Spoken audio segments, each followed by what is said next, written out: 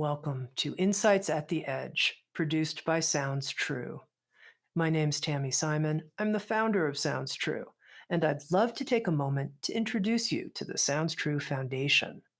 The goal of the Sounds True Foundation is to provide access and eliminate financial barriers to transformational education and resources, such as teachings and trainings on mindfulness, emotional awareness, and self compassion.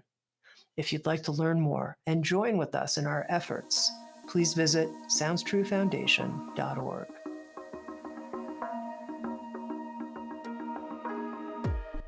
In this episode, I speak with best-selling author Michael Singer.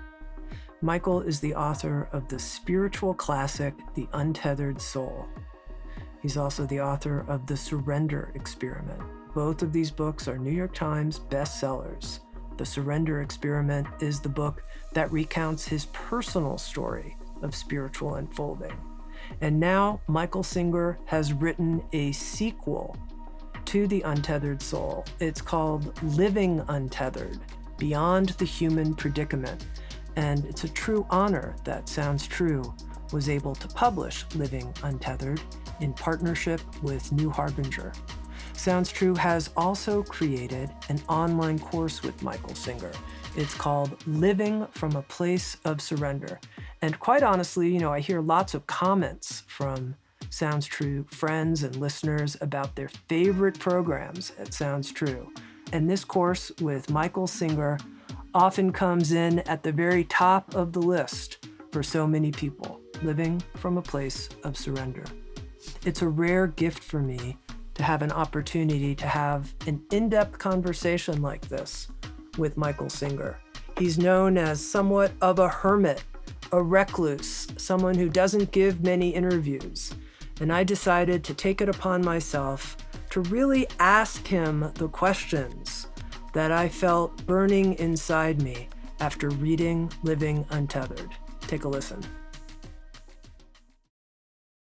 Michael, we're here to talk about your new book, Living Untethered, the sequel, if you will, to The Untethered Soul. And to start, first of all, I just want to say how grateful I feel to have this chance to be with you in this way.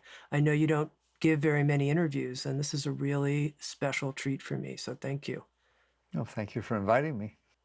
Now, share a little what inspired the writing of Living Untethered. What welled up inside of you such that you felt it's time for another book? I generally write when I have something to say, and that's what happened. Is people were asking questions, people were going deeper. It's too loud. People are going deeper, and I wanted to make sure they had the teachings at the deepest possible level, and so Living Untethered came out of all that. Mm-hmm. You begin the book asking people, "Are you in there?"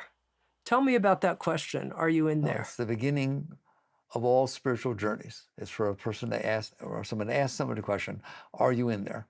I've never had anybody say, no, I'm not in here. That's an interesting concept to think. If they said, no, I'm not in here, well, then who's answering and who heard me?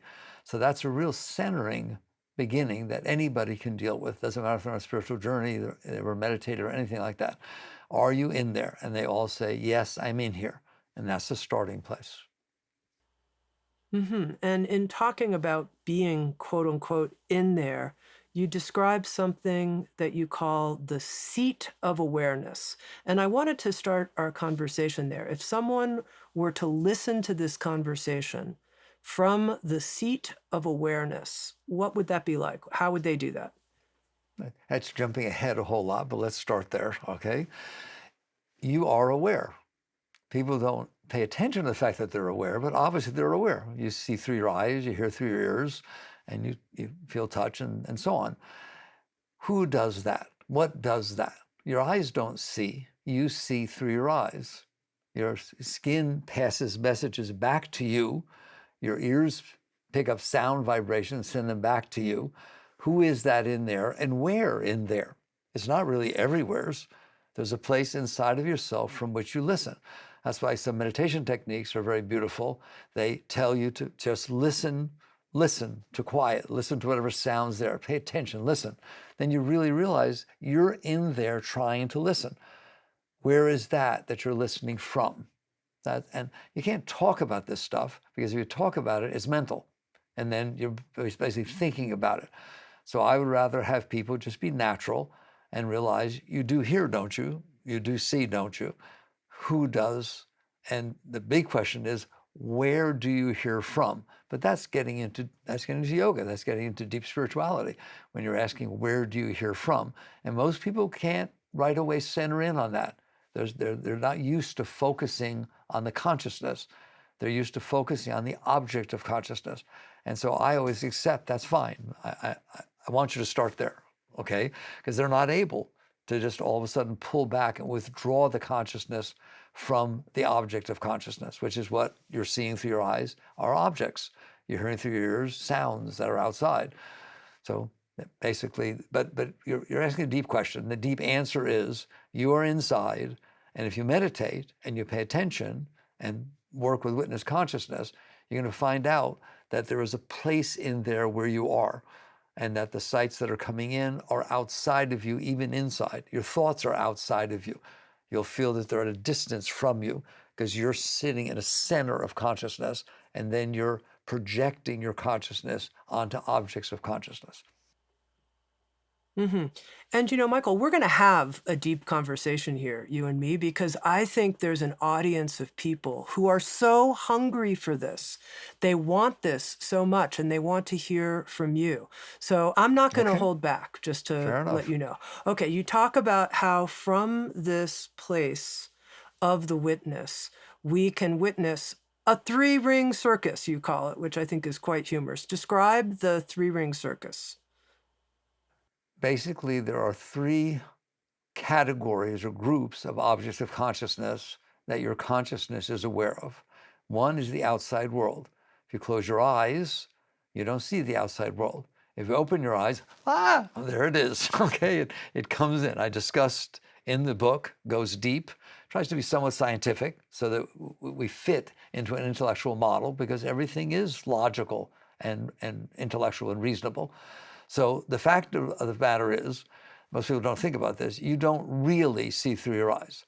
Your eyes are sensors, we call them senses, but they're sensors, just like computer sensors, that are picking up light, turning it into signals that are being sent up your nervous system, your optical nerves, and then it is rendering it inside your mind. Just like you look at a flat screen TV, and you look at it in there. That's hard for us to relate to, because our mind is so intelligent that it creates 3D and depth perception and everything, even though you're actually back in here watching what's coming in.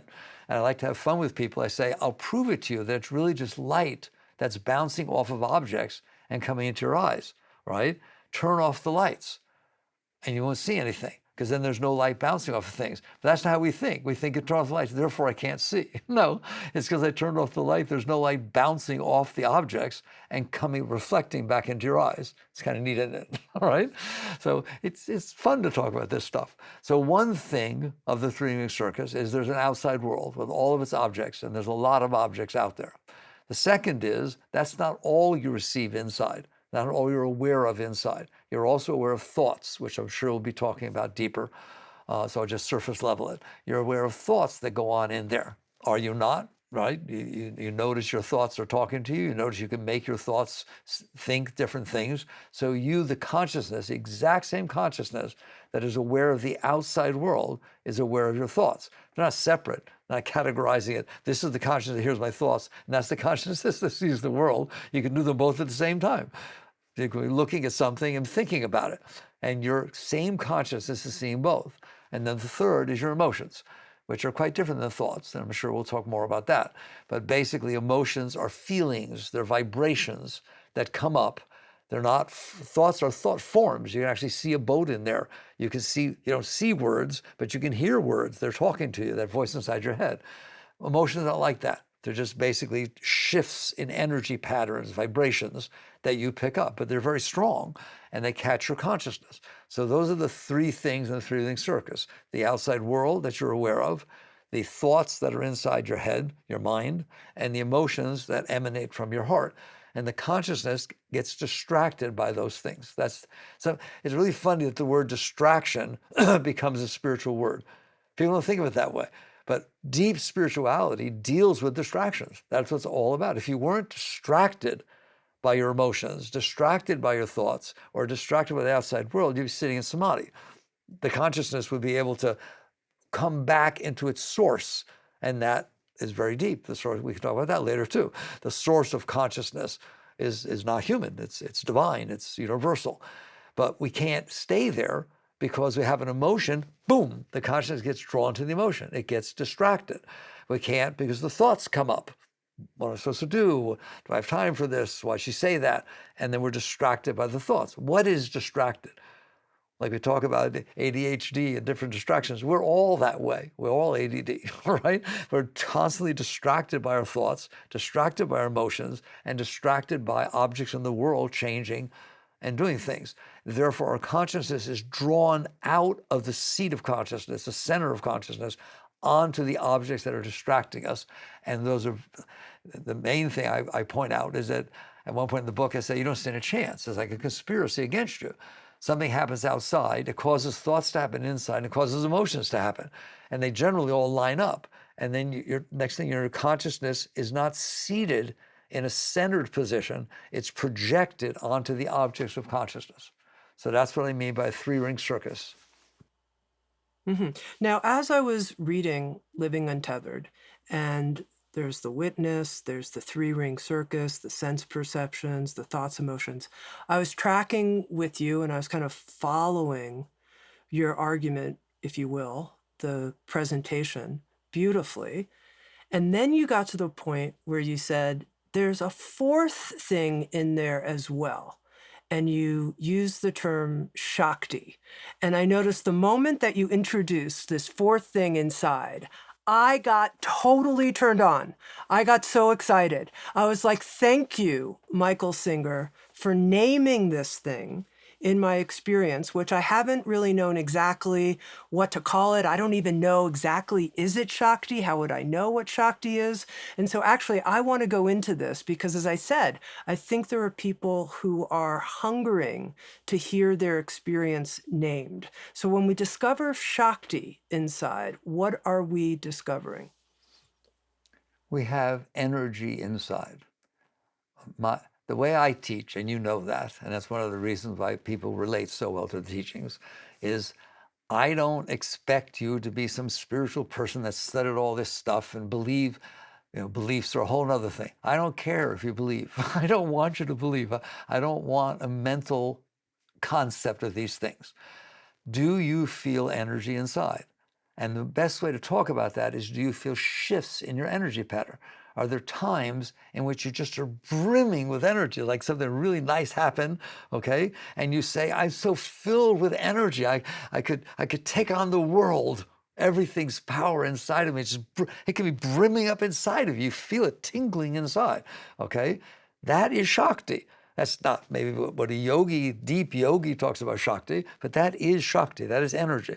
And there are other times in which there's no energy. You feel like a wet dish rag. It just all of a sudden the energy goes down. You feel depressed, and there's just no juice. So many words we use for it, okay? Juice. Is it flowing inside of you? Those shifts in your energy pattern are shifts in Shakti. They're shifts in the deepest spiritual thing that exists, but you're feeling it at a surface level. And that's where I like to start. I like at least admit everybody feels shifts in their energy patterns, right? Everybody has different times that they feel high energy and they feel low energy. We call it being up, being excited, being enthused. That's energy. And we feel it being depressed and being down and being drained. That's a lack of energy, okay? So that's where I start, and then we'll work our way back to the deeper concepts of Shakti.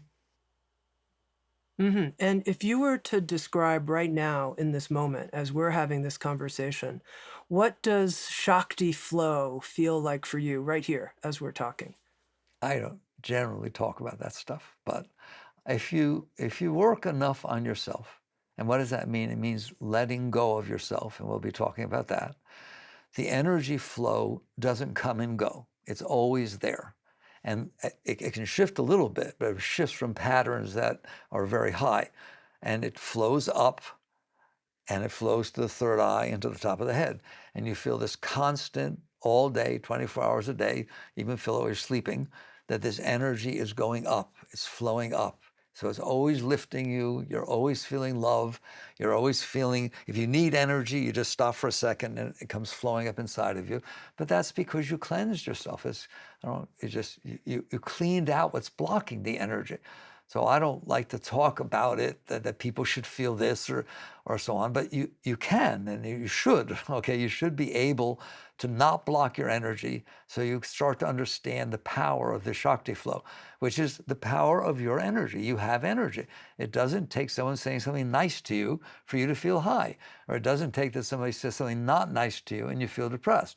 Behind that little shift in the humanness, there's a constant upward flow of energy. It's always coming out.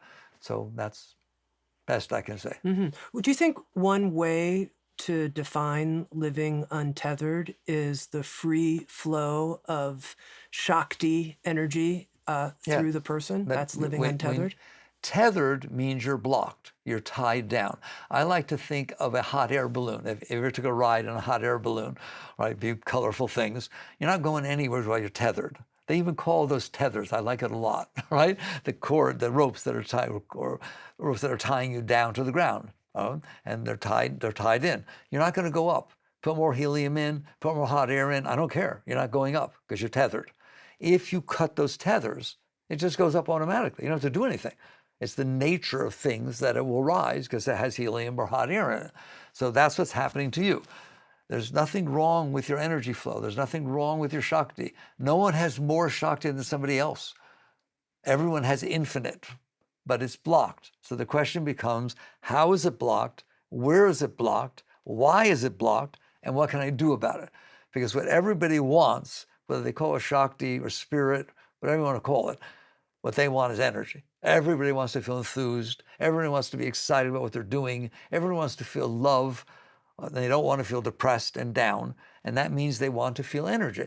Then the whole discussion about living untethered is first understanding that is what you want. I don't care, you tell me, no, I want a new house. That's because you think it'll make you feel good. I want a new relationship. That's because you think that a new relationship will make you feel more love and make you feel higher. No matter what you tell me you want, you really don't want that. You want what you think it will give you.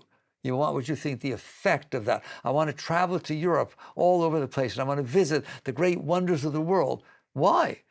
What if you're depressed and you're not having a good time? Well, no, I don't want that, okay? What you're saying is, I think that these things will open me, will let me feel more energy, and that's what I want. And that's what everybody's doing. I don't care what they're choosing to do it. Everyone has different impressions as to ideas of what will turn them on. Look at that term, turn me on. That's a light switch, that's energy, all right? Turn me off, it goes off.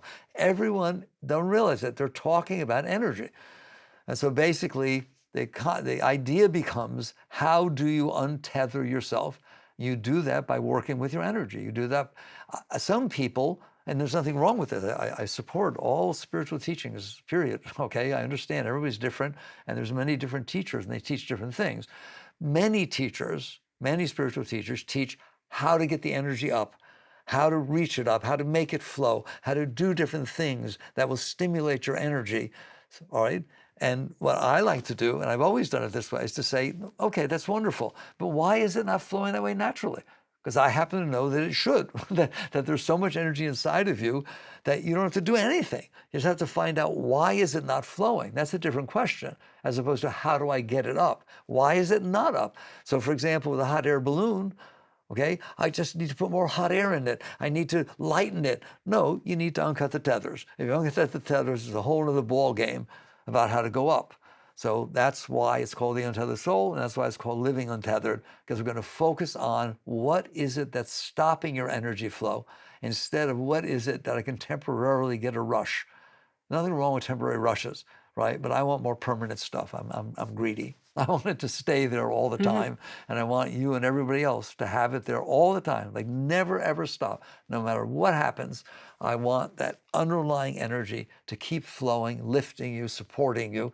And then we can just keep getting higher and higher by letting go. I might call that the deepest generosity. I Okay. mean, not greedy, Michael, but okay. So I would say a huge focus of the book Living Untethered is this identification of what these blockages are. What are these blockages? And you introduce another yogic term, in addition to Shakti, which is a term from yoga for energy inside.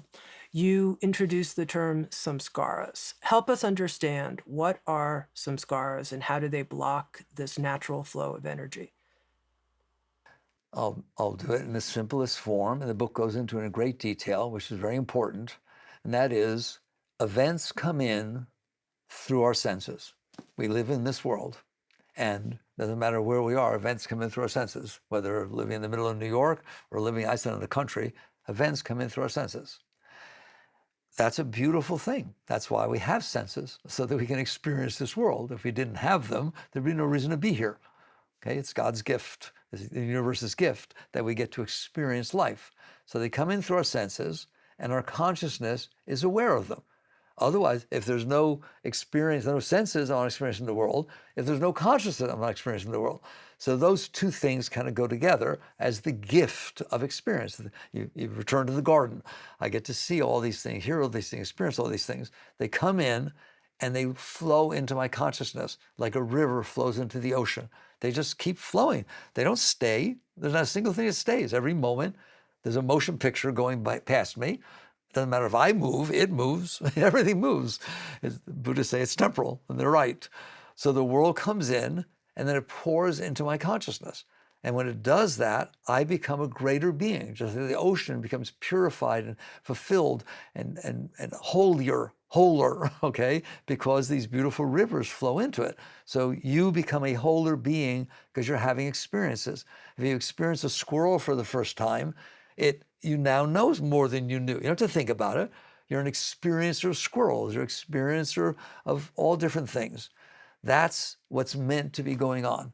That's pure experience. And it's a very holy and high thing. And there's no problems. You're just experiencing reality.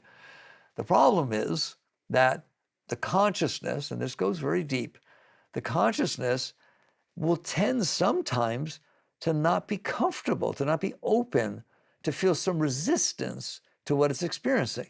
Maybe you know something about that, right? It just doesn't feel comfortable letting this come in. I use the example of rattlesnakes. I always use that example. Who wants to be standing around a rattling rattlesnake? It's not comfortable when it comes in. So you don't let it all the way in. I'm not saying you have to go pick up the snake, but if you're experiencing that, at least experience it so you can make some good decisions and not say, no, I don't want to experience this. And that's not a mental thing. That's an energetic thing inside where you resist. It's called resistance.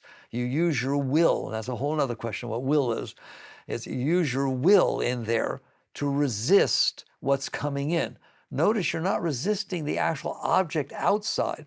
You're resisting when it comes in and you're experiencing it inside, then you push it away, okay? That act of resistance keeps the impression that got made, the outside came in, made an impression on your mind, it keeps it in your mind. It keeps it there. You know that. You walk away, the rattlesnake crawls away, but it didn't crawl away inside of you. You're all scared. Why are you scared? There's no rattlesnake. Because you kept it. You kept it in your image. You don't do that with the white lines on the road. They go right through. All kinds of trees you drive by, all kinds of cars you pass, all kinds of things go on. I once said that we're 99.9% enlightened, okay? I guarantee you, Tami, 99.9% of everything that comes into your senses passes right through. But then there's the rattlesnake, okay? Then there's something that didn't feel comfortable, therefore it drew your attention, it distracted you, and you resisted it. You used your will, this power of will, to resist it. So it got blocked inside your mind and your heart, inside your emotions. That is what a samskara is, a blocked internal experience that you did not let go through. And therefore it stayed in there, and it will stay in there your whole life. What your mommy did to you, what daddy did, and what this happened, and the fact that you didn't get the color bicycle you wanted is still in there. You go West Freud, he'll tell you, okay? That's what he realized, is that he didn't get deep into yoga and spirituality, but he realized that, God, they're in there holding this stuff, suppressing this stuff, repressing, suppressing. I add a word to that. Repression, suppression, those are very deep things psychologically. There's a thing called resistance. Yoga deals with resistance. You don't have to suppress it. It doesn't have to be clinically suppressed. If you touch it, you own it.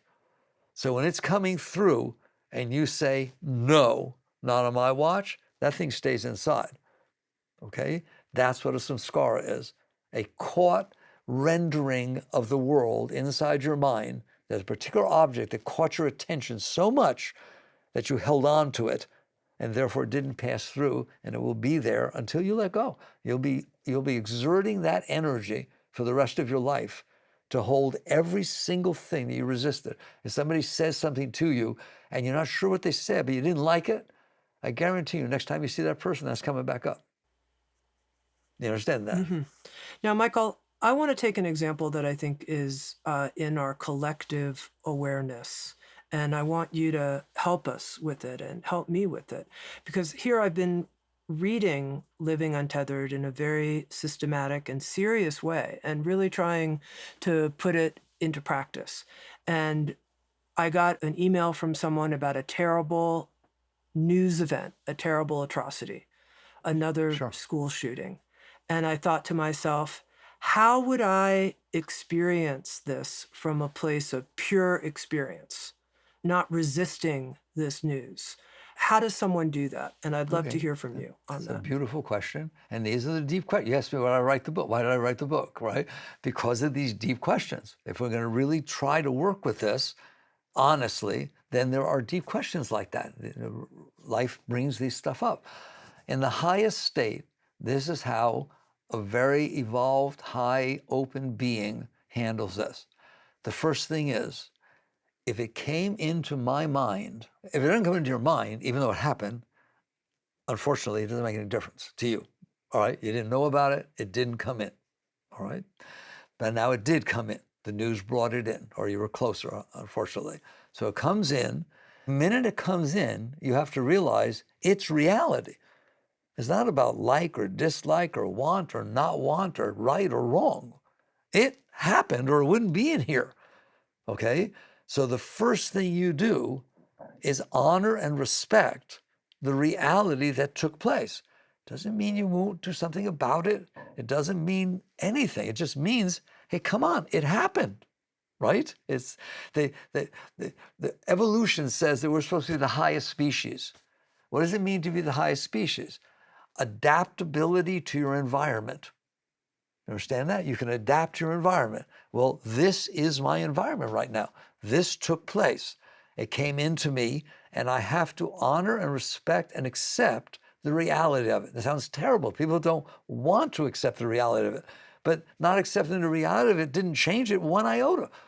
All right? It did really happen. And so you come and you let it pass in, and you feel the terrible vibration that's involved with that. Everything has a different vibration, and you're capable of handling that vibration. You're not freaking out, you're not closing down. It's just, this is part of reality, yin and yang. It comes in and you experience it. All right, believe it or not, that is the highest thing you can do to help. If you can't handle it, you can't help. You're too busy trying to do something to make yourself feel better. You understand that? As I can't handle this. I can't handle this. Then what are you going to do? You try to talk, you try to do this, you try to do that. In essence, I can't handle it. Something has to change so that I can handle it. That's not dealing with a situation. That's dealing with your inability to handle the situation. And those are very different things.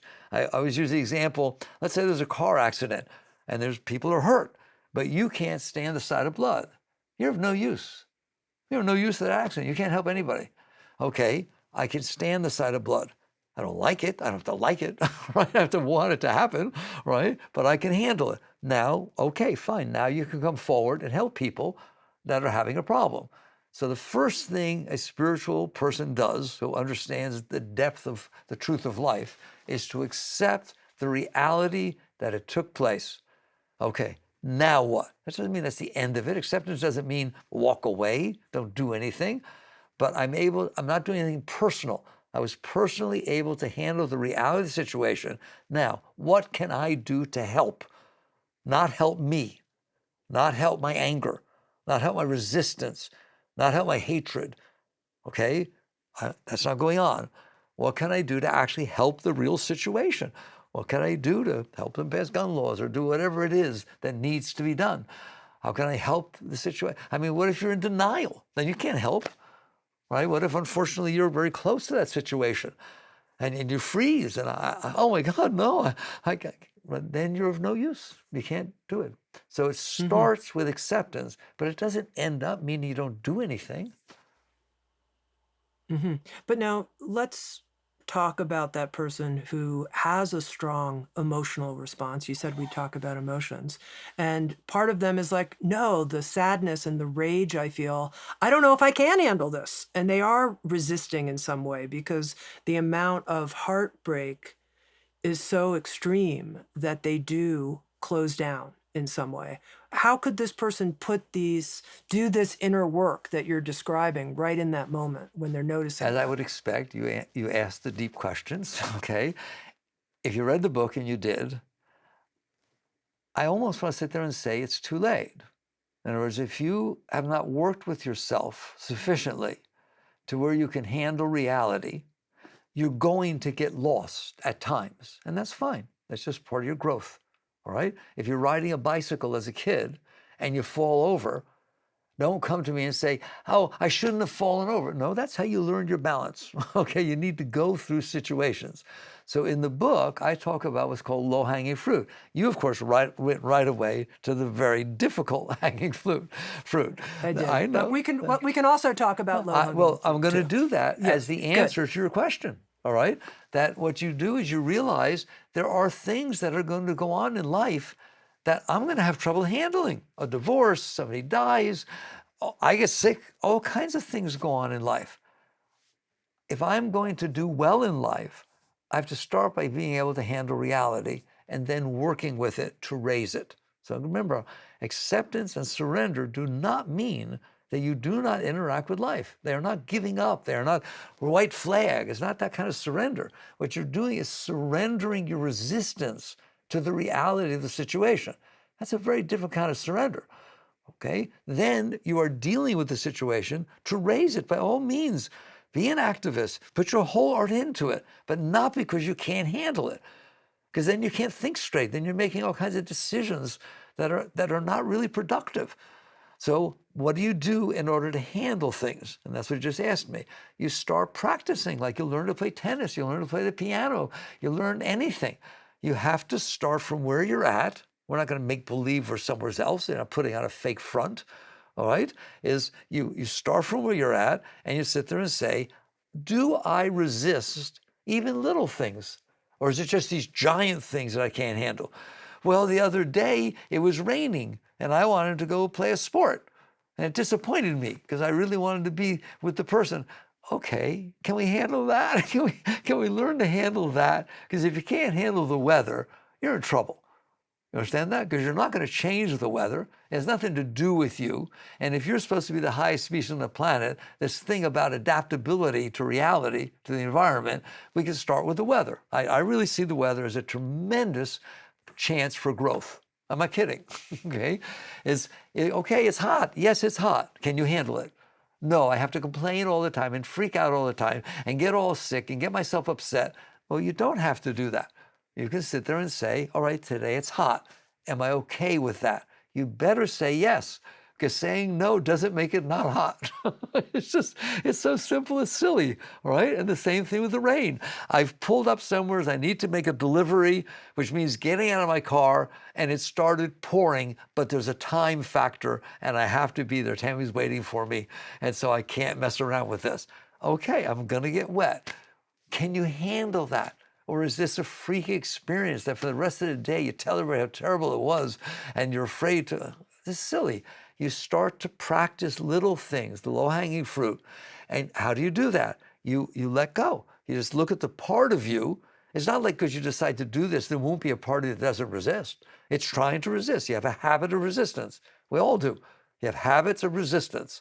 Let them go. How you do it, there's all kinds of techniques. Breathe, do a mantra, be positive thinking. I don't generally have to do it, but I still use positive thinking. That's a good foundational thing. Yogananda said, every time you have a negative thought, replace it with a positive one. So in the book, I give the example, it's hot out. If I feel really hot and this guy in here wants to complain about it, I ask him, because he likes astronomy, right? I ask him, why is it hot? What's making it hot? Is there a heater somewhere? I say, yeah, 93 million miles away, there's a star. 93 million miles. All right, it's hot enough to make me hot here on the planet. Wow.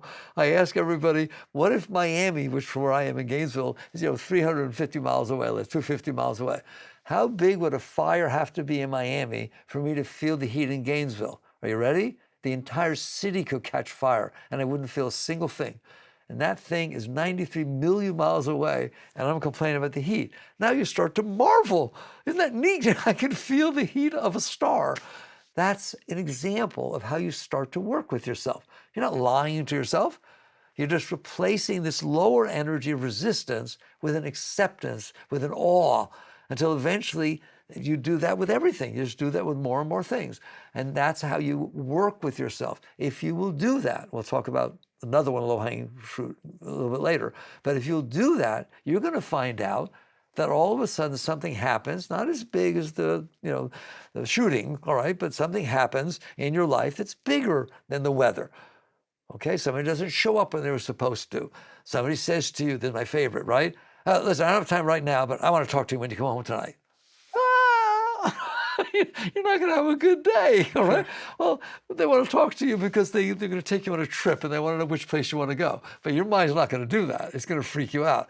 Well, that's a little bit bigger than low-hanging fruit, but it's not as bad as what we're talking about. Next thing you'll know, it doesn't bother you. You all of a sudden sit there, okay, I'll see you then. And all day, it doesn't bother you because you learn to let go of being bothered. My favorite line in the book, and when I talked with Oprah, she said it was her favorite line also, is as follows. The moment in front of you is not bothering you. You are bothering yourself about the moment in front of you. I want people to contemplate that because that's always the condition.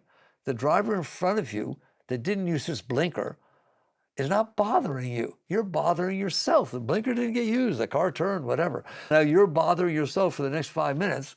Why don't they use their blinkers? What's going on? So you'll find, if you think about it and contemplate it, that you are causing all this bothering. And so if you start with the small stuff and you work on yourself, that's what it's called, working on yourself, you're going to find out, amazingly, that something will happen that used to freak you out, or at least knock you off center. You wouldn't even remember that it used to. You just reached a level inside of letting go of that baby inside that can't handle things, and you become a stronger, greater person. Mm-hmm. Now, I wanted to ask you, Michael, about positive thinking, and then you offer another technique as well, working with a mantra, some kind of repetitive phrase. And then the third option, as we're practicing, not being disturbed by what's happening, is that we can actually work with the process of transmutation. So let's put the process of transmutation to the side because I want to go deep into that and understand what you mean by that. But in terms of positive thinking and the repetition of a mantra, there's a part of me that's always thought, isn't that a form of suppression? Isn't that a form of like pushing something down? It's not really going to change the actual patterns of resistance inside me if I'm just making replacements at the surface level. So I'd really love to know what you think about Very that. good. Let's start with positive thinking. And I make the point very strong in the book. You're not trying to not have the negative thoughts come up. You're trying to replace, not beat down, not stop, but give an alternative for your consciousness to go. So it's sitting there saying, oh my God, it's raining. What the heck am I going to do? Just put in there, I love the rain. I love the rain. Imagine if it didn't rain, we wouldn't have crops. There's probably farmers that are so happy right now. All right. It can still say, I don't like the rain. I don't want to have the rain. I don't want you pushing that away. This is not about suppression. This is about I give a whole discussion in the book about automatic thoughts and willful thoughts, right? That's an automatic thought. You didn't decide to be upset by the rain. It started talking about it. It's a habit that you have. It's a mental habit, okay? So you have the right to create another thought willfully that just says, I'd rather think like this. I have to throw the other thought away. Over time, you've carved a new channel, neural pathways, call it whatever you want. I think of, I live in the country, that if water were to flow, rain a lot, it might pick a little pathway through the grass that's been mowed, and it'll flow down the hill that way. Next time, it'll definitely go that way. Third time, you have a rut. It causes a rut. And that's how you build a habit of thinking. So by being willing to create this positive thought, not fighting, but just create a positive thought, put your consciousness there, pay attention more there than you do to the other can still be there. That's the key. You're not saying, get out of my mind, I don't like you. You're saying, I like this better, okay? And so you pay attention to that. Over time, I guarantee you, the positive will win over the negative. Light dispels darkness. Positive energy is much more enjoyable than negative energy.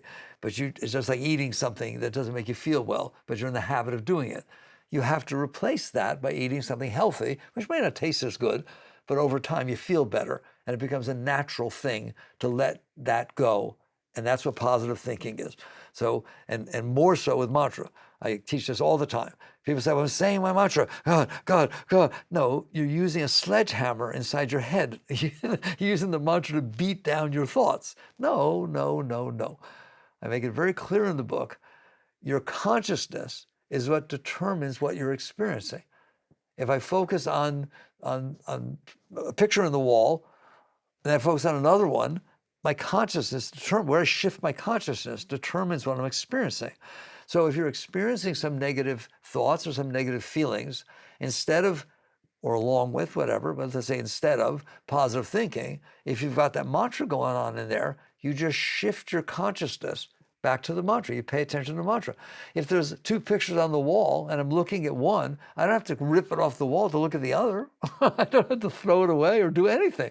I just shift the focus of my consciousness to the other. It's the same thing inside. If these are the thoughts that are going on inside, but I bother to instill the repetition of mantra behind a different layer of my mind, if you will, I don't touch the other thoughts. I don't want you fighting with your mind, ever.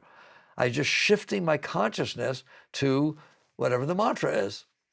And so basically, it's not fighting, it's not suppressing. You should absolutely not suppress. And what will happen is, because resting back into this positive layer of your mind, the mantra, whatever, all right, the other will fall away.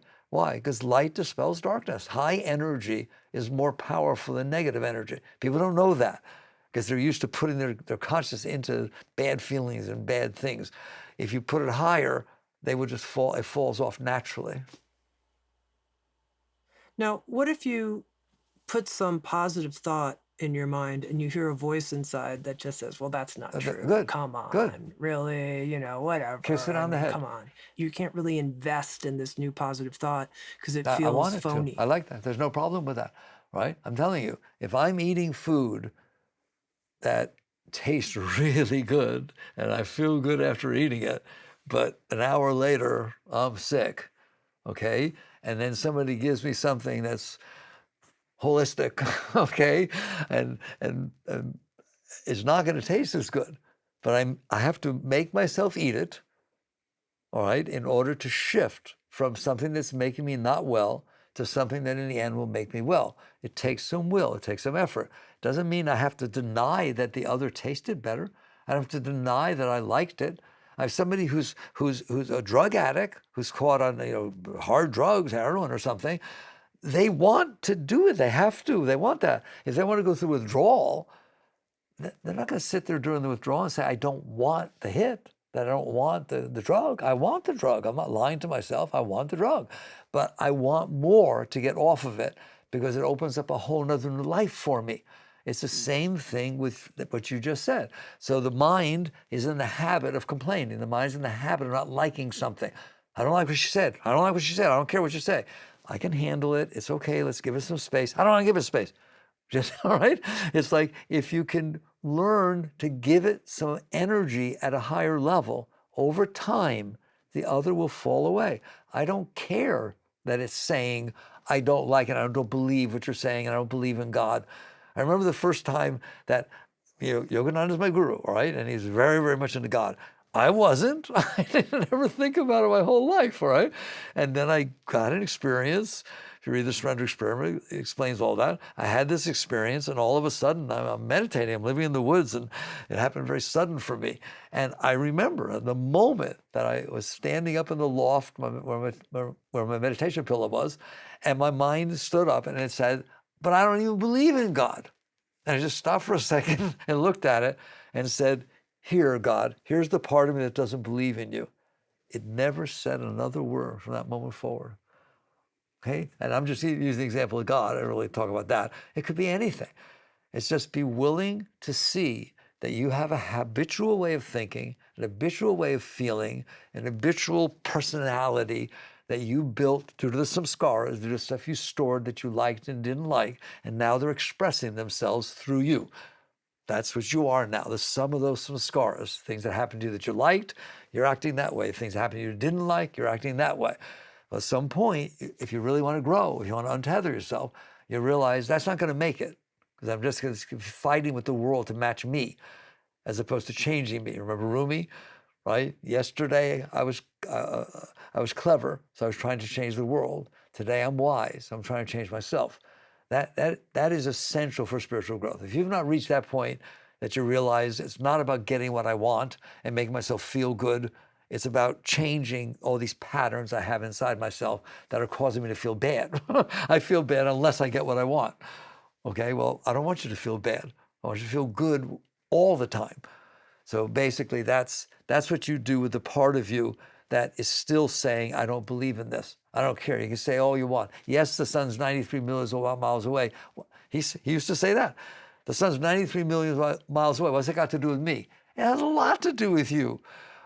Big deal. There's 2 trillion galaxies out there, and I'm just sitting on a little planet spinning through space. It has nothing to do with me. Yeah, it does. I don't care what you say. It's called reality. It's big. It's good to think about that stuff. But at first, your little self is going to keep expressing itself.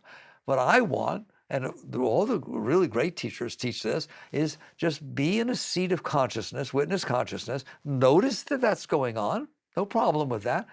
He's that way, all right? He was brought up that way, it's his tendencies, but I want to raise him.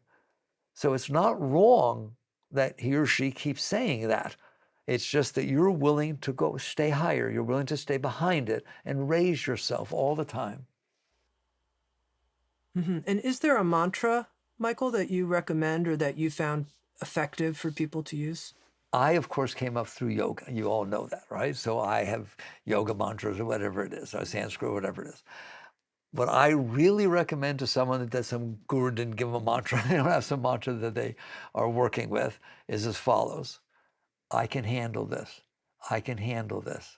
I can handle this. I can handle this. What a wonderful thing to be going on in the back of your mind when your mind says, I can't handle this. I can handle this. There's, for example, what you were saying, it keeps saying, I can't handle this. I can't believe she said it. I can handle this. Whoa, just shift your consciousness off this lower vibration of energy that you're accustomed to working with to a higher vibration. I'm telling you, it will fall off over time. It will just fall off. How's that? It's beautiful. I love it. And then I'd love to hear more about this word and the process of transmutation. We're not suppressing, we're not expressing when a difficult emotional experience arises. How do we transmute it? We skipped one step. You said I gave 3 techniques, all right? It was positive thinking, mantra, and witness consciousness. So in order to talk about transmutation, I have to talk about witness consciousness first. So what is the difference between positive thinking, mantra, and witness consciousness? Positive thinking is your mind is creating automated thoughts. It just does it by itself. You didn't tell it to. You wouldn't ever tell your mind to do what it's doing, or nobody would. All right? It just does it by itself because it's expressing the samskaras. That's what it's doing. Your mind is trying to get these samskaras out, and so it's trying to release the energy, but a lot of it's negative energy, or a lot of it's We didn't talk about positive samskaras, which is something happened that you really, really, really liked. So you held on to it. Buddhists call it clinging. I know you know about that in the sense that you study that stuff. So Buddhists have this word called clinging, which just is perfect. So if something happens, somebody says something nice to you, you have a nice experience, you don't want to let it go. You want it to happen again. So next thing you know, you're holding it in your mind and you're comparing everything against that. And you can't ever be happy again unless the exact same thing happens again. But the exact same thing can't happen again because this is the second time it happened. So there's no surprise concept to it. There's no beginner mind. So you really messed yourself up, right? By holding on to positive things, the same as holding on to negative things. And so basically you have these samskaras in there. They are expressing themselves through your mind. That's why you feel desires. That's why you feel fears. That's why you have all these likes and dislikes. All right. So positive thinking is put some willful thoughts on top of that so that you raise those thoughts so that they can, in the end, be higher. Mantra is get a layer of mind behind you. It's not the same layer. You're able to think of two layers at once. You read a book, and next thing you know, you didn't read a darn thing. You have to go back and read. You thought you were reading it, but your mind was very busy doing something else. So there are layers of our mind. Get a mantra going in a layer, and then when it's time to, when something negative is coming in or whatever, shift your consciousness to the mantra. All right. The next layer, the next deep technique is witness consciousness. Why is it so deep? It is not about doing anything with mind. It's not about replacing mind with positive thoughts. It's not about shifting back to a layer of mind that's deeper. It's about sitting in the seat of consciousness and being willing to watch what your mind's doing. It's being negative, it's being positive, it's upset today, your emotions aren't good. You just notice. And people say, well, how can you just notice? Everybody's noticing, otherwise how would you know it's there? My mind's bothering me today. How do you know? I don't know your mind's bothering you because you're in there. Be the one that's in there. Don't mess with the mind. Don't mess with the emotions. Don't suppress them or express them. Just for the moment, are you willing to relax and release and be in there and notice that this is going on inside of me, right? I noticed, I had an opportunity, I heard a little clip from Eckhart Tolle, who I respect a great deal. And what he said was, when something happens and is drawing you into it, you can see you're being drawn out of your witness consciousness into a desire, into a fear. He was so beautiful. He said, just give me 2 minutes. You can do it when it's all said and done. I don't teach like that. I'm tougher. He said, you just, for 2 minutes, don't go do it yet. All right? And that's really beautiful. That's very tolerant. And it's a way of sitting here saying, I can do that. There we go. I'm okay. I can do that. I can be here and see this desire or see this fear or see this messed up pattern that's drawing me into it. It draws you into it. It has power because you're so interested in it. Can you wait a little bit? Me, all I want to teach is, I don't care how you do it. Definitely Eckhart's a very good, great teacher. And there are many others. There are many, many great teachers, all right? They all have different techniques. Are you willing to do the technique that gives you the intention of letting go of the pull that these lower aspects of your being have on your consciousness? How do you do that? Relax. Ultimately, you relax. I notice this thought pattern. It has always bothered me, and now somebody said something, and it's bothering me again. Are you willing to notice it and not do anything about it? Are you willing to just relax? But it won't relax. I know it won't relax. I didn't ask it to relax. It's not going to relax, all right? You can relax. You who's experiencing it can just fall back behind it. It's really beautiful. Like people talk about, but shouldn't I experience my emotions? Well, that can mean a lot of different things. It can mean going down there, get into them, feel every aspect of them and enrich, all right? Or it can mean I'm back here experiencing the fact that there's an emotion going on down there. I'm not stopping it. I'm not doing anything. I'm experiencing the emotion. I'm experiencing the thought. That's a very high state. That's witness consciousness. Okay, now from there, we can talk about transmutation, but I'll stop for a second in case you want to ask something in between. No, I think I'm tracking with you Okay. perfectly here. And I love this notion also of falling back. There's something, whenever I hear you say the word back, I notice I feel more spacious and feel in a deeper part of this seat of awareness, the back word? Again, remember I started by saying that it turns out that distraction is a very spiritual word. Your thoughts are distracting you. They're pulling your consciousness into them, right? And the very fact that these are the thoughts that are being created, there's a reason for that, because you stored stuff inside from before that's not settled, and now it's complaining or it's needing or wanting.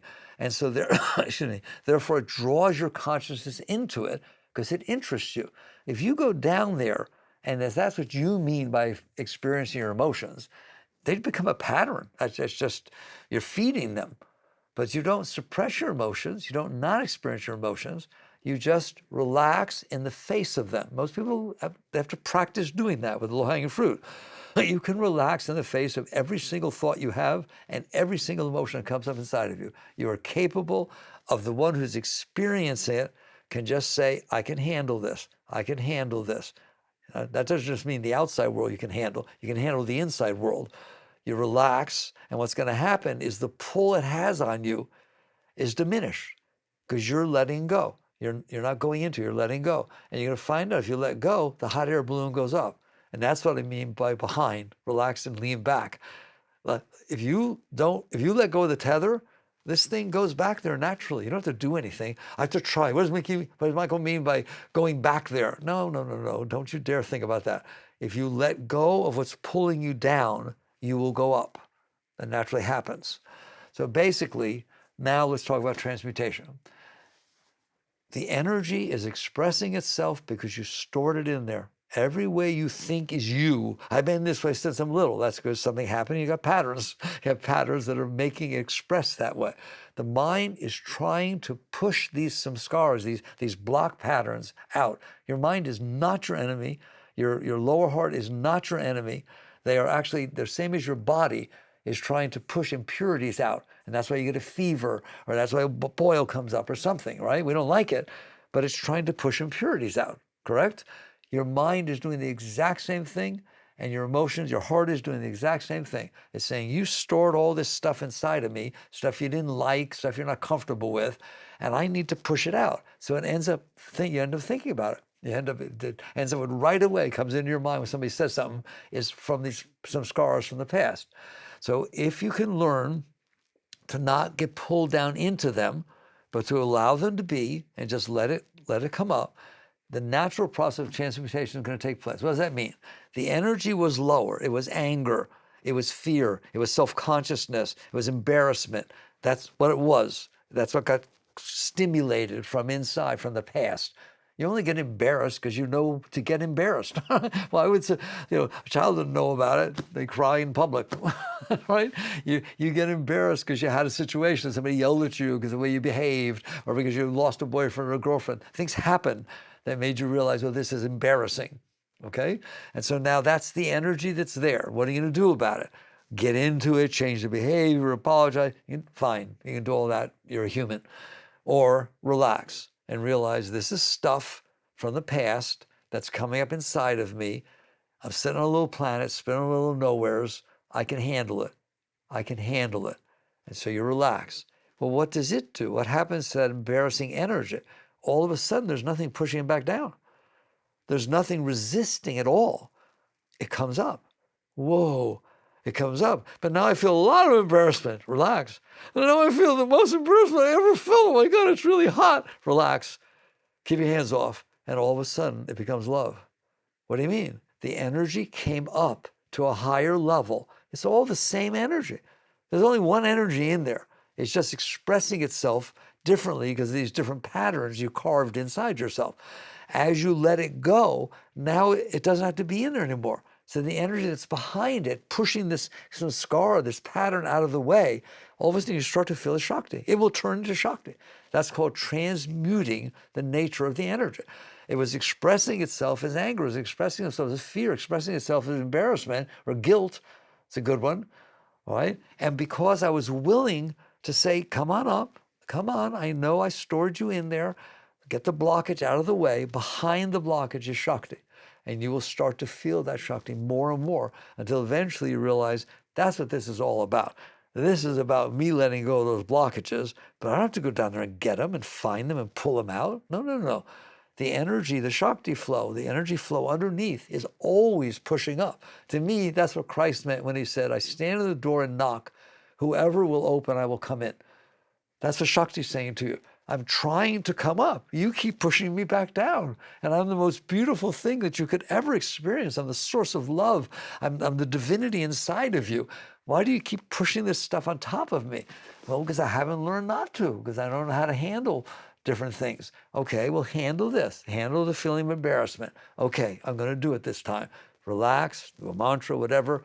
Be conscious, feel it coming up, and you're going to feel the tendency to resist. Don't. This is growth. This is the fire of yoga.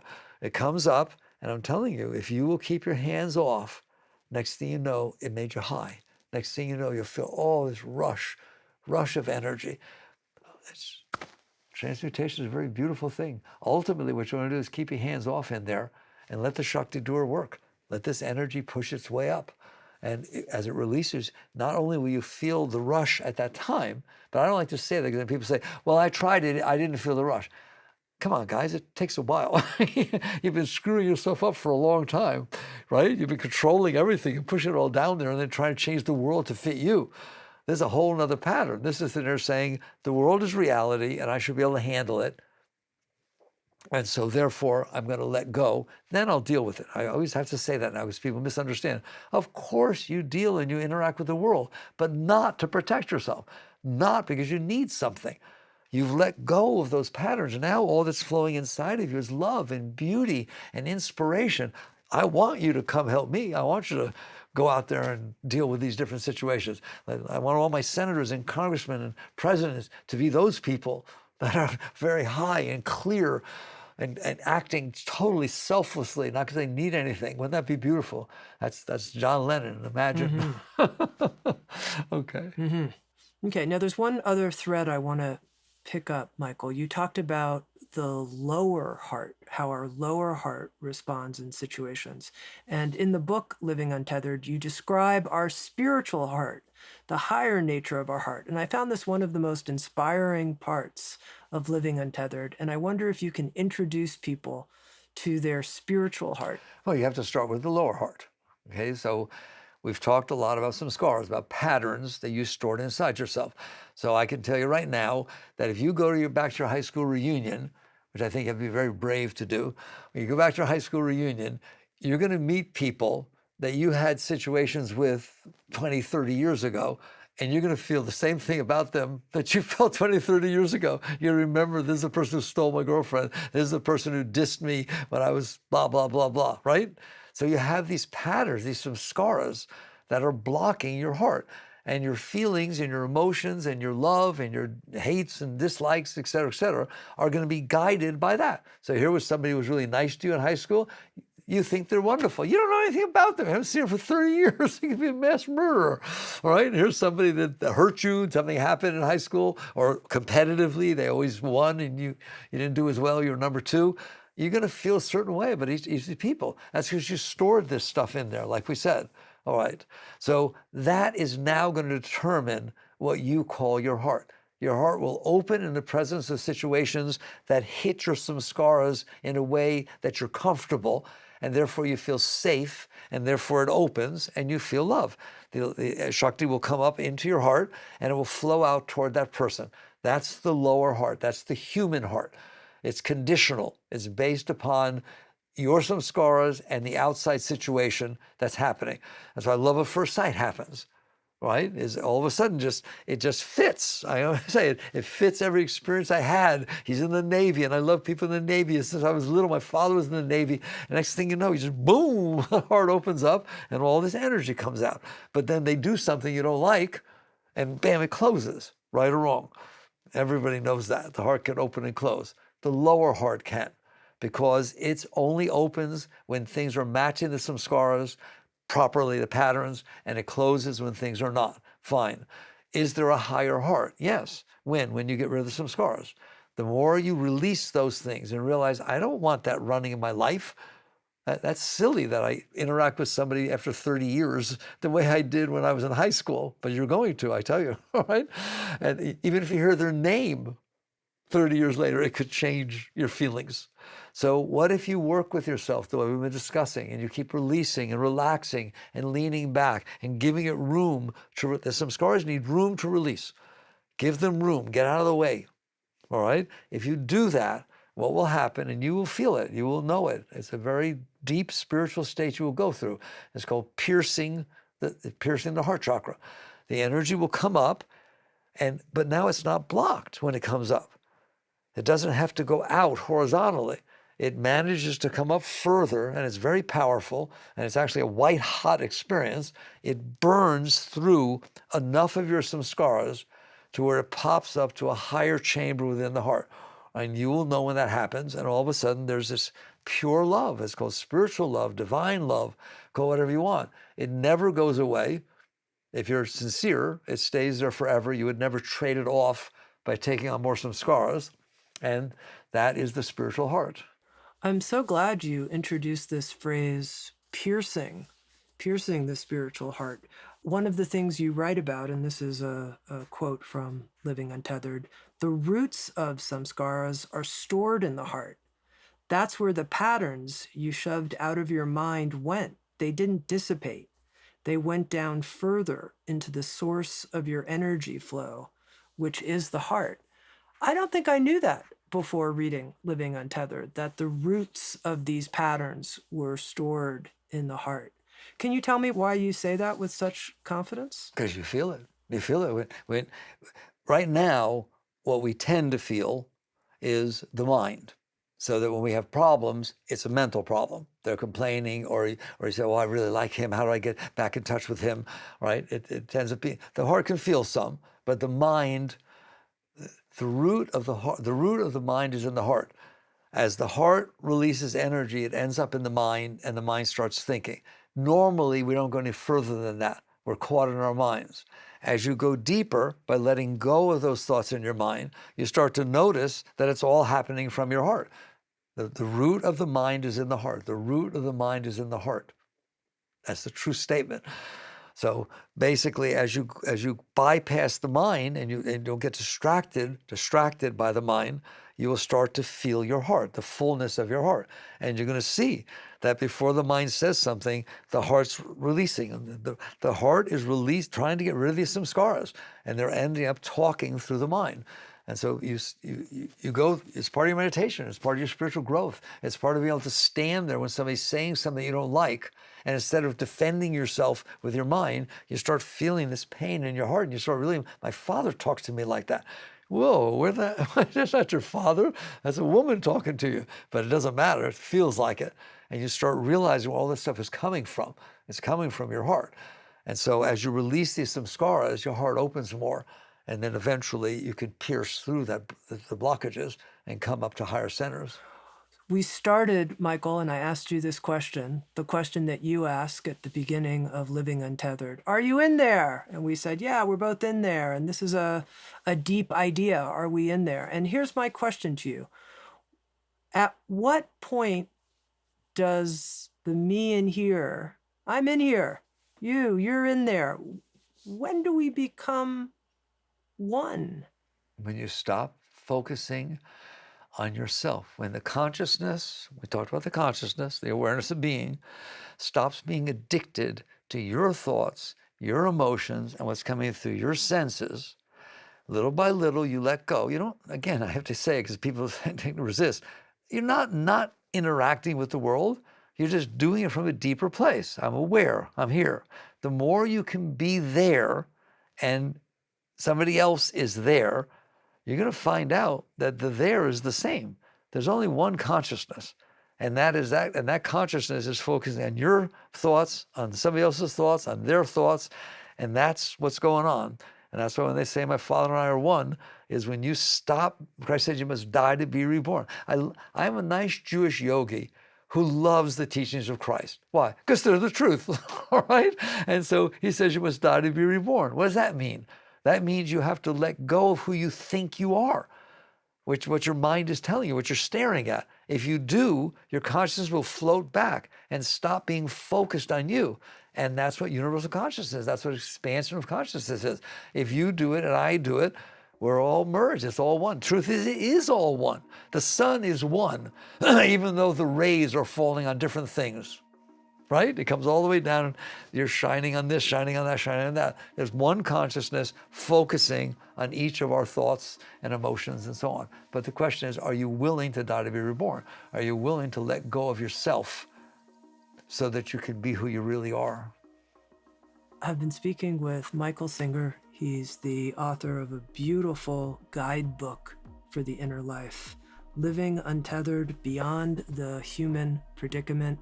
I'm so glad, Michael, that you took the time and energy and focus to write Living Untethered. It's so helpful, so practical, so clearly explained.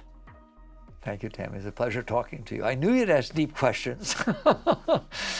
Thank you. Thanks for listening to Insights at the Edge. You can read a full transcript of today's interview at resources.soundstrue.com/podcast. That's resources.soundstrue.com/podcast. If you're interested, hit the subscribe button in your podcast app. And if you feel inspired, head to iTunes and leave Insights at the Edge a review. I absolutely love getting your feedback and being connected. Sounds true. Waking up the world.